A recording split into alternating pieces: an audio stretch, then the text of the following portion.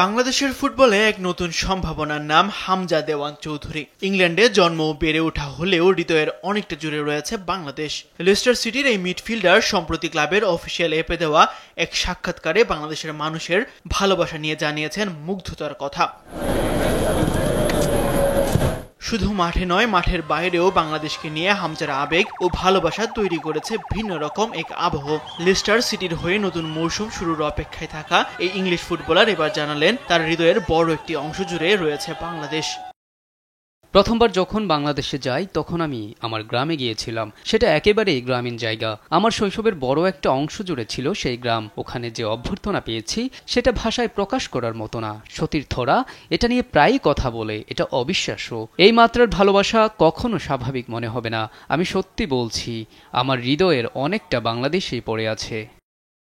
ফুটবলে বাংলাদেশ ও ইংল্যান্ডের আকাশ পাতাল পার্থক্য থাকলেও ভালোবাসা এবং আন্তরিকতায় এগিয়েই বাংলাদেশ। বাংলাদেশে পাওয়া ভালোবাসার সঙ্গে অন্য কোনো কিছুরই তুলনা দিতে চান না হামজা দেওয়ান চৌধুরী। ফুটবলার হিসেবে আমরা যুক্তরাজ্যে অনেকটাই মনোযোগ পাই, কিন্তু বাংলাদেশে যেটা পেয়েছি তার সঙ্গে এর কোনো তুলনা হয় না। এটা অসাধারণ এক অভিজ্ঞতা। মানুষ বলতে পারে এটা ভীতিকর বা বাড়াবাড়ি, কিন্তু সত্যি বলতে এটা আমার হৃদয়ের অনেকটা জায়গা নিয়েছে।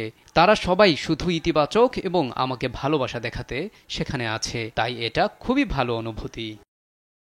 আন্তর্জাতিক বিরতি শেষে হামজা বর্তমানে ইংল্যান্ডে অবস্থান করছেন। অপেক্ষায় আছেন লেস্টার সিটির হয়ে নতুন মৌসুম শুরু করার। বাংলাদেশের হয়ে ভারত, ভুটান ও সিঙ্গাপুরের বিপক্ষে খেলেছেন হামজা। নজর কেড়েছেন প্রতিটি ম্যাচেই। পরের ম্যাচ অক্টোবরে হংকং এর বিপক্ষে। সেই ম্যাচেও দেশের মানুষের আস্থার প্রতিদান দিতে চান হামজা দেওয়ান চৌধুরী। তাসবিহ শরণ, স্পোর্টস ডেস্ক, দেশ টিভি।